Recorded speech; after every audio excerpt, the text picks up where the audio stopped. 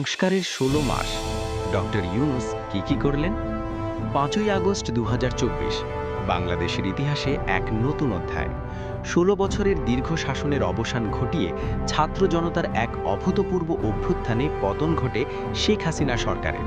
দেশ তখন অভিভাবকহীন, আইন শৃঙ্খলা থমকে দাঁড়িয়ে। ঠিক সেই ক্রান্তিলগ্নে ৮ই আগস্ট রাষ্ট্রের হাল ধরেন শান্তিতে নোবেলজয়ী ডক্টর মোহাম্মদ ইউনূস। ধ্বংসস্তূপের ওপর দাঁড়িয়ে শুরু হওয়া এই সরকারের যাত্রা এখন শেষের পথে। কিন্তু এই ১৬ মাসে ডক্টর ইউনূস আসলে কি করলেন?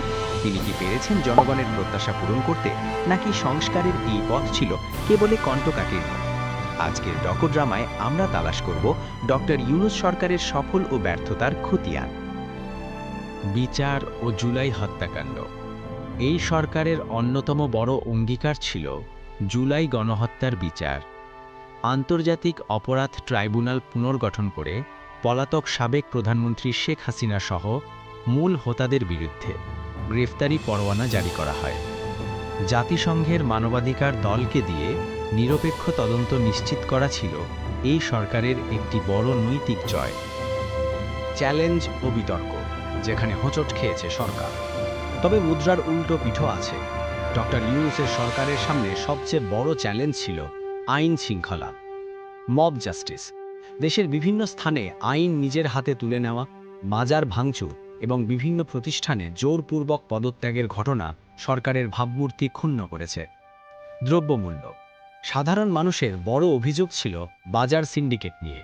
নিত্যপণ্যের আকাশ ছোঁয়া দাম কমাতে সরকার বিভিন্ন পদক্ষেপ নিলেও সাধারণ মানুষের পকেটে তার সুফল খুব একটা পৌঁছয়নি। প্রশাসনিক ধীরগতি।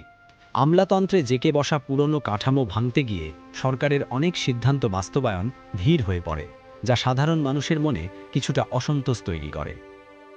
তাহলে প্রশ্ন ওঠে, ডক্টর ইউনূস কি সফল? যদি সাফল্যের মাপকাঠি হয় রাষ্ট্র সংস্কারের একটি শক্তিশালী ভিত্তি তৈরি করা, বিশ্ব দরবারে মাথা উঁচু করে দাঁড়ানো এবং অর্থনীতিকে খাদের কিনারা থেকে টেনে তোলা, তবে তিনি সফল। কিন্তু যদি মাপকাঠি হয় দ্রুত নির্বাচন দিয়ে ক্ষমতা হস্তান্তর বা দ্রব্যমূল্য একদম কমিয়ে আনা, তবে সেখানে সমালোচনার সুযোগ রয়ে গেছে। ডক্টর ইউনূস বারবার বলেছেন, সংস্কার ছাড়া নির্বাচন হবে অর্থহীন। অবশেষে ২০২৬ সালের শুরুর দিকে নির্বাচনের ঘোষণা দিয়ে তিনি তার মেয়াদের সমাপ্তি টানার ইঙ্গিত দিয়েছেন। সরকার সফল না ব্যর্থ? মূল্যায়ন। ডক্টর ইউনূস সরকারের সাফল্য বা ব্যর্থতা বিচার করার সময় মনে রাখতে হবে যে এই সরকার একটি অস্বাভাবিক পরিস্থিতিতে দায়িত্ব নিয়েছে। ক্ষেত্র মূল্যায়ন। ক্ষেত্র: ব্যাংকিং খাতের সংস্কার, আন্তর্জাতিক মহলে ভাবমূর্তি পুনরুদ্ধার, জুলাই গণহত্যার বিচারের উদ্যোগ এবং সংস্কারের জন্য জাতীয় ঐক্যমত্য তৈরি করা।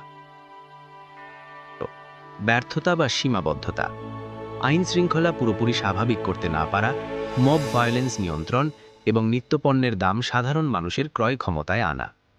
সার্বিক মন্তব্য: ডক্টর ইউনূস সরকারের মূল লক্ষ্য ছিল রাষ্ট্র সংস্কার করে একটি টেকসই গণতান্ত্রিক পরিবেশ তৈরি করা।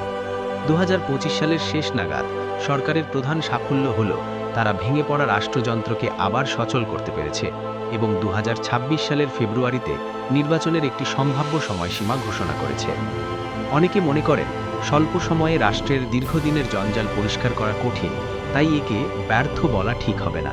তবে সংস্কারের গতি আরও বাড়ানো এবং জনগণের নিরাপত্তা নিশ্চিত করার ক্ষেত্রে সরকারের আরও সফল হওয়ার সুযোগ ছিল। ডক্টর ইউনূসের এই ১৬ মাসের সরকার বাংলাদেশের ইতিহাসে একটি টেস্ট কেস হিসেবে থেকে যাবে। এই সরকার কি সত্যি একটি নতুন বাংলাদেশ গড়ার পথ দেখিয়ে গেল? আপনার মতামত কমেন্টে জানান। আমাদের বিশ্লেষণগুলো ভালো লাগলে আমাদের চ্যানেলটি সাবস্ক্রাইব করতে ভুলবেন না। ধন্যবাদ সবাইকে।